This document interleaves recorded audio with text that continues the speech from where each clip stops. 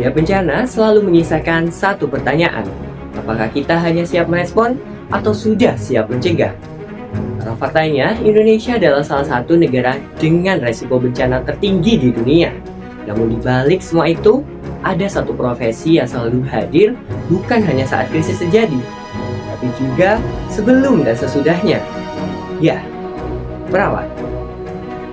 Assalamualaikum warahmatullahi wabarakatuh. Saya Ilham dari Prodi D3 Keperawatan Stikes Hang Tua, Surabaya.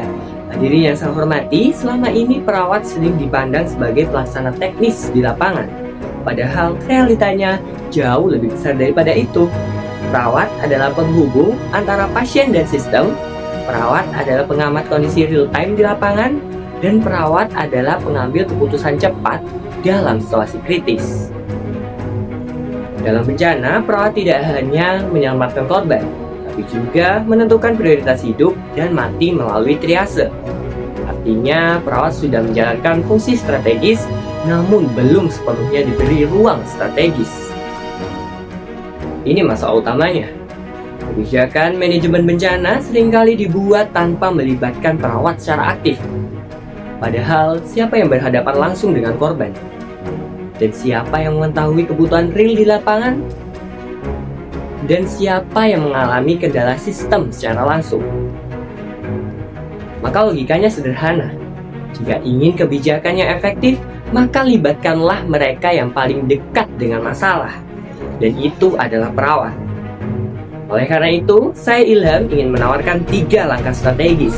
Yang pertama, yaitu integrasi perawat dalam perumusan kebijakan. Perawat harus dilibatkan dalam penyusunan SOP bencana, mulai dari tingkat rumah sakit hingga tingkat nasional. Kemudian, yang kedua, yaitu penguatan kompetensi leadership perawat. Tidak cukup hanya klinis, perawat perlu dibekali kemampuan analisis kebijakan, komunikasi publik, dan manajemen kritis. Kemudian, strategi yang ketiga yaitu digitalisasi peran perawat dalam mitigasi pemanfaatan teknologi untuk edukasi masyarakat, untuk early warning berbasis komunitas, dan sistem respon cepat berbasis data. Dengan ini, perawat tidak hanya datang saat bencana terjadi, tapi juga menjadi aktor utama dalam pencegahan. Hadirin sekalian, di balik semua teori dan sistem, ada satu hal yang tidak bisa digantikan oleh teknologi. Ya, empati. Perawat hadir bukan hanya dengan ilmu, tetapi dengan hati. Mereka memegang tangan korban, menenangkan yang kehilangan, dan tetap berdiri, bahkan mereka sendiri lelah. Hari ini kita tidak hanya berbicara tentang profesi, kita berbicara suara yang selama ini belum cukup didengar.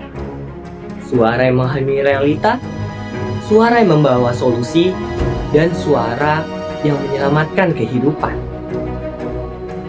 Inilah The Voice of Resilience.